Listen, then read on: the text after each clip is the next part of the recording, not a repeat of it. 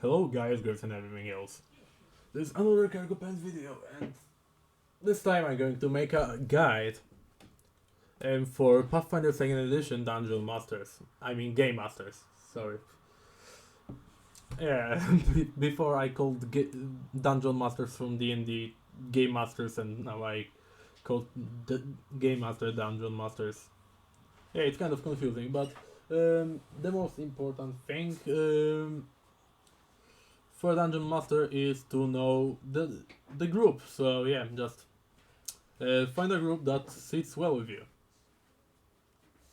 And after you find a group, then it's time for the actual meat and bone. So right now, as you can see, we have, for example, a party of 4 players at level 7. So right now you want to. So right now it would be pretty balanced if the part it would be like a pretty medium difficulty encounter if they would meet like four if they would meet like 4 monsters at level 5, and it would be an extreme encounter, aka 50-50 chance of winning, if it would be like 7th level characters. So as you can see, also you can technically make a play technically, or like over here, make an character, like an enemy character, and like a player character, an enemy in your campaign with Path Builder, because Path Builder is already in my guides for creating stuff for players. So over here you can see balance. Just that is how you balance this. This is just moderate is medium difficulty, low is just easy and trivial. I'm not even sure why trivial encounters exist, they just end in and out. Severe is just a pretty hard encounter, but you should still win it. And extreme, and with extreme encounters, it's literally just up to the dice whether or not you win. And about how the GM plays it. For example, if you play like mindless monsters that just keep attacking people, but your party just uses a lot of teamwork, then I don't. Then I say that your party will probably win. Um, that is pretty much how it should work. Because the most important thing in Pathfinder is teamwork, and you need to understand it also as a GM. You need to make it so the party hasn't make it so the party has like an has encounters that just basically are focused on teamwork. If the teamwork is at play, then it should be okay. And what is this website, you might ask me? This website, it's Archives of Nephis. Archives of Nephis, as you can see, you have everything at Archives of Nephis. Character creation, okay, all of the stuff for your players. And now, character creation is the stuff for your players, and also Fizz. It's also stuff that your players will use, and you technically may. And now equipment is a part that both you and your players will probably use, because for example, you want to reward your champion or something.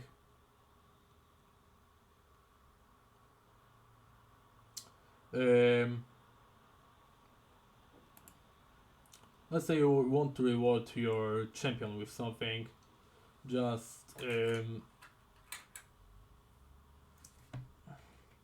Just give your player maybe a blast suit. This is pretty much just works like full plate, but has a special reaction which just gives you like +2 bonus to reflex save and resistance 5 for stuff that would deal splash damage. And important thing is that you have levels for these items. Level of the item is the level you should give the item at. So for example, the blast suit should be a great item for a player that is level 9. That is like in between like levels 8 and like 10 probably, or something. Maybe a bit higher, as long as you allow the player to just put runes or on the blast vest. Oh no. You can also give like demon armor to like a fighter or something, or celestial armor once again to like a I don't know, like for example a champion or something.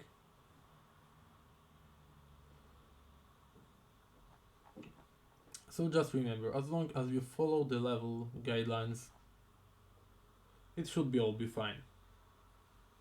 So just remember, don't give a rebounding breastplate to a player that is at level 1.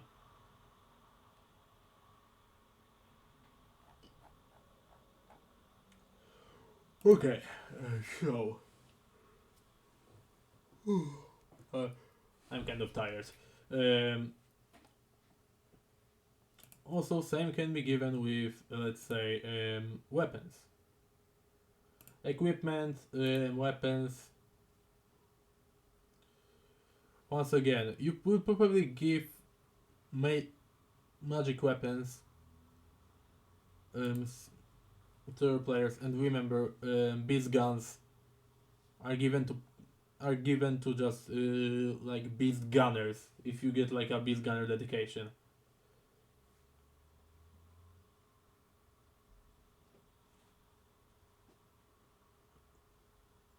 So yeah,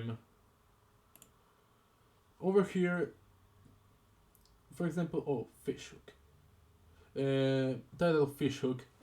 At like level around 12, you will probably give like a title fish hook because I like the name. And mammoth bow. Also, you'll probably not give them a mammoth bow because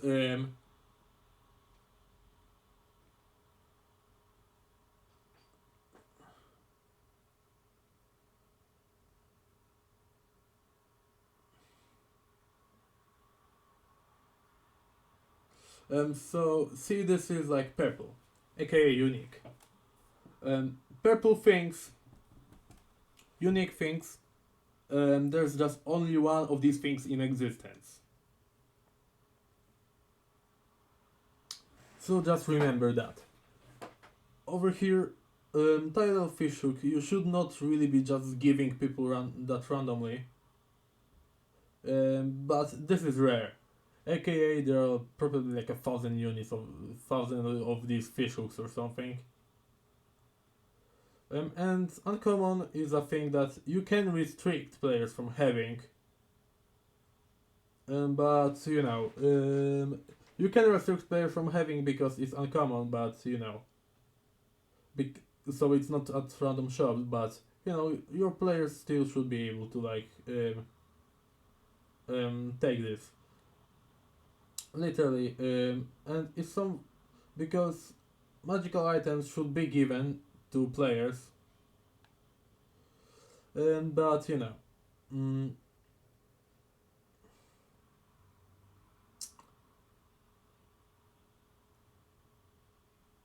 mm,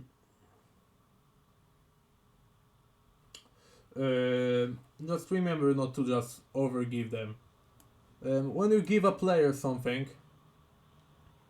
when you give a player an item, just remember to make it like 2 levels higher than the player at most, usually. You should not give a player an item that is more than 2 levels higher than the player itself. And usually just use a very true, just use a rule that essentially make it so players just get automatic potency and striking rules. What are potency and striking rules? So basic magic weapons. So magic weapon +1. So it's pretty simple. At since level 2, usually you get access to a striking rune, and you usually need to craft it or something. But at least from like games I play and GM, no most of the magic weapons just at level 2 they automatically just become like they just automatically become +1. And at level 4 they also gain striking, aka they gain +2. No, they don't get +2. They get still +1 that normally was. That also you roll additional damage dice. So normally if you like got a great sword that deals a d12 damage every time you hit an enemy, now you roll 2d12 damage. +2 striking, of course, you have +2 to hit and 2 dice to roll. +2 greater striking, aka at level 12, +2 to hit and 3 dice to roll. Over here, +3 to crit, +3 dice to roll, and +3 to hit, and +4 dice to roll. That's about when you should get them, because they drastically increase your damage. And just remember that they should get the runes at the same level they are at, so I usually make it so they automatically get the runes.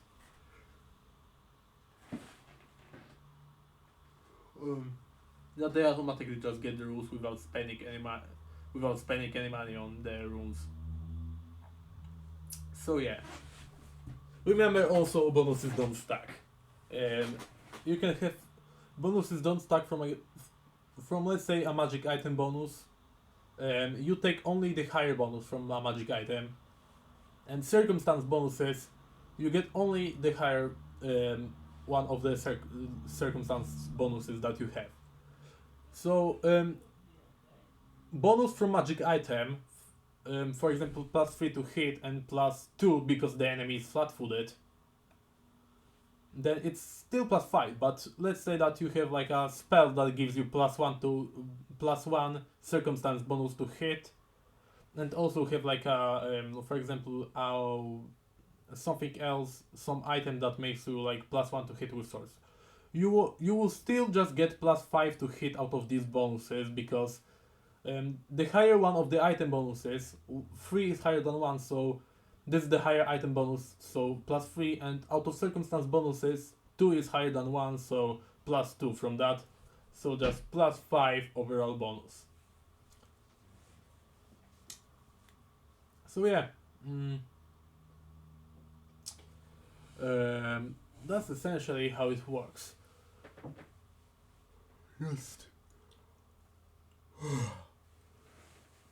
Just remember to try to keep it balanced to the level with everyone, with everything. And remember that the fun of you and your players is the priority of the game. I recorded for like 13 minutes or so just the basic guide for the Game Master is just use these tools. Yeah. And as you can see also, once again, you can just over here see afflictions, creatures, hazards, everything that is like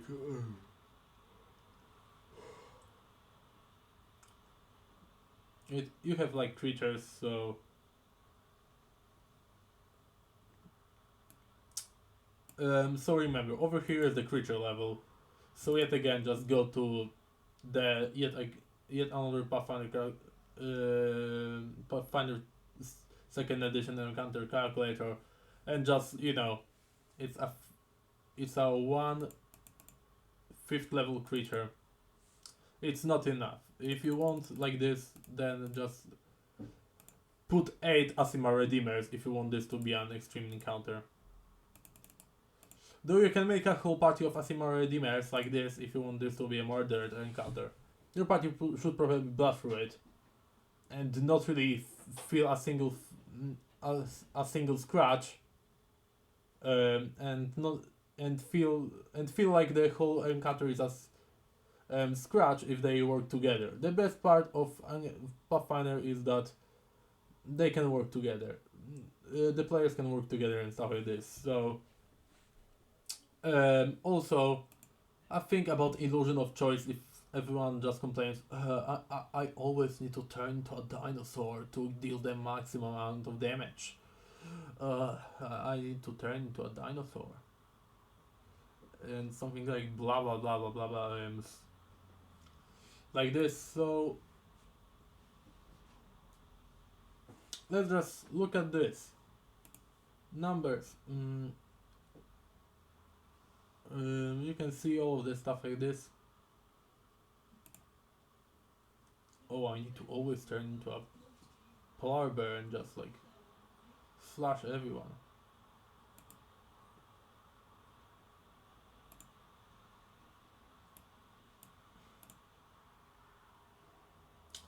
So, you complain about you complain about not being able to actually you complain about not being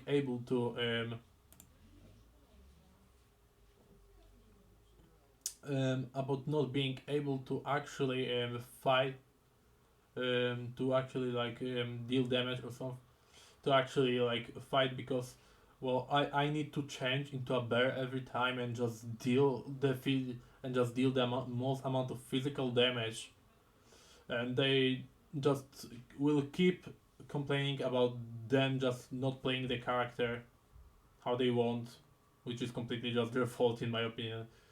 And then okay, sure, then you should respond to something like okay, sure, and then throw like an abandoned zealot or something at them, because as you have seen before, they you can check for like everything, and now resistances. Oh yeah, wait. This one is not.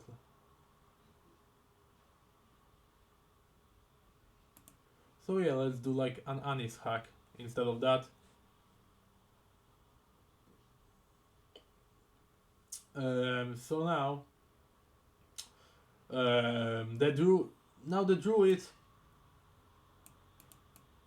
has the resistance to. Now the druid cannot simply turn into a T-Rex yet again and just bite down his hack, because she has a resistance, and that way he won't be doing pretty much any damage or so. So now the druid needs to actually use other spells, and it's just straight up just angers me, as when it doesn't really anger me. It angers me a little when people just like complain about not having choices, because Pathfinder is a system that is built on having a bunch of additional choices. Every new option you get is a choice. It may deal a little less damage or so, but every single thing is an option. Every single thing over here is an option rather than an element of something.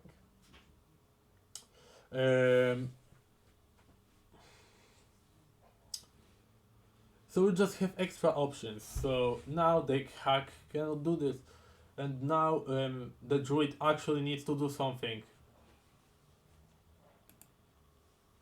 And if druid just keeps turning into an animal, I'll be just like, wait, why are you turning into an animal? Don't you want to deal as much damage as possible? Like why do you turn into a T-Rex? It's getting repetitive, druid. It's getting repetitive, druid. Turning into a dinosaur won't solve anything. This monster has a resistance to the damage that dinosaurs deal, this is not optimal.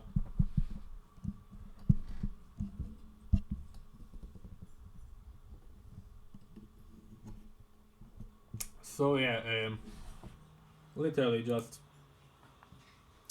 if your players are bored of their characters, just like throw a character at them to subvert their expectations um,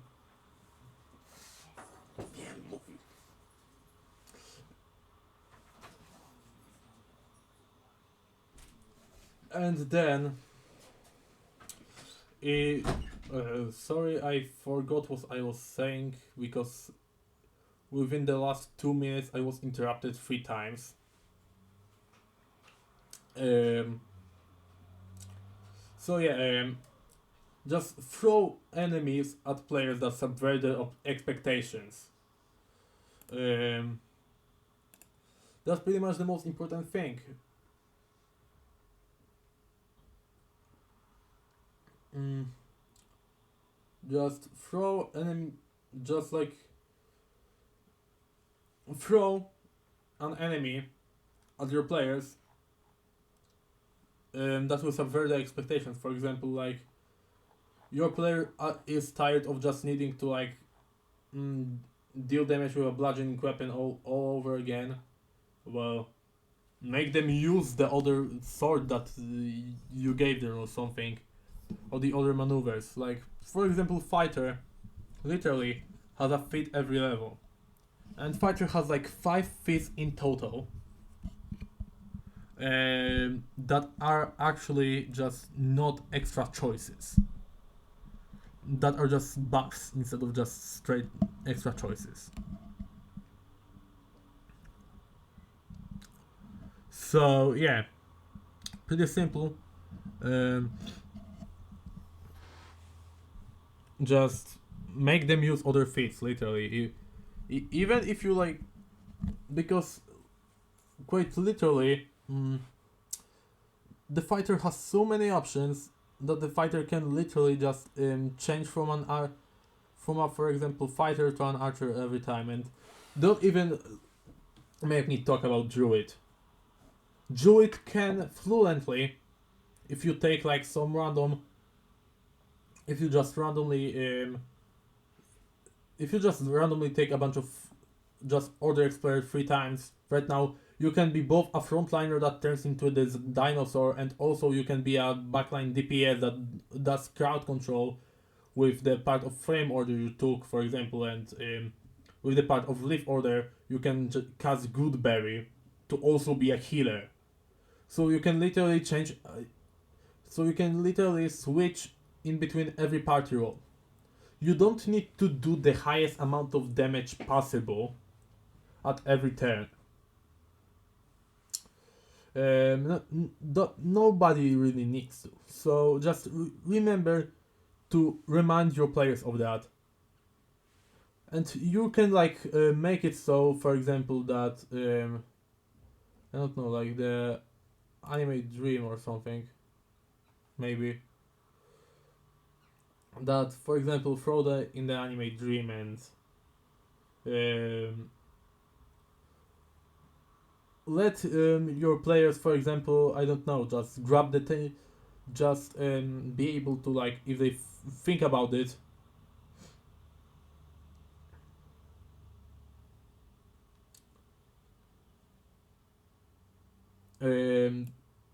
then for example just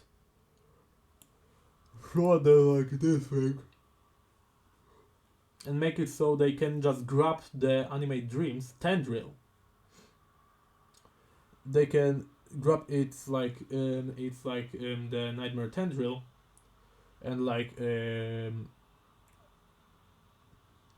make it into a knot on a tree or something, to just tie it to a tree or something during the battle, to just debuff it. You can get a lot of you can do a lot of creative things with that. So yeah, just remember about that. Just uh, just don't forget about that. I meant. So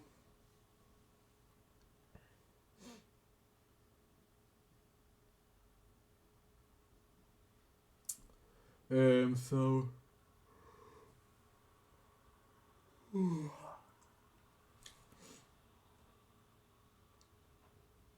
so just remember, guys, that the most importantly, remember, guys, find your own paths. And with that accent, signing off.